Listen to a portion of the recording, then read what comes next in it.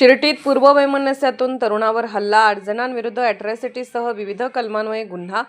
शिर्टी तालुका शिरोळ येथे पूर्वीच्या वादातून एका तरुणावर काठी व लोखंडी रॉडने मारहाण केल्याप्रकरणी 8 जणांविरुद्ध शिरोळ पोलीस ठाण्यात अॅट्रॉसिटीसह भारतीय न्याय संहितेतील विविध कलमान्वये गुन्हा दाखल करण्यात आला आहे. पोलिसांनी दिलेल्या माहितीनुसार रामदास कल्लापा भंडारे वय 46 राहणार शिर्टी यांनी फिर्याद दिली आहे.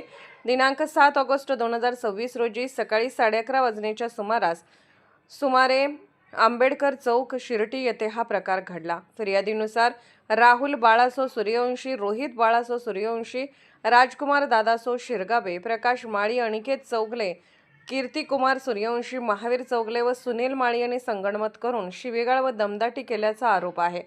त्यानंतर राहुल सूर्यवंशी याने काठीने फिर्यादीच्या कपाळावर मारल्याचे तर लोखंडी रॉडने पायावर मारून जखमी केल्याचे फिर्यादीत नमूद आहे.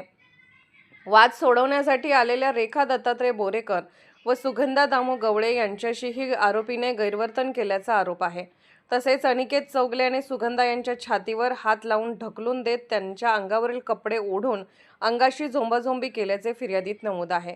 महावीर चौगले व सुनील माळी यांनीही शिवीगाळ करून मारहाण केल्याचा आरोप करण्यात आला आहे.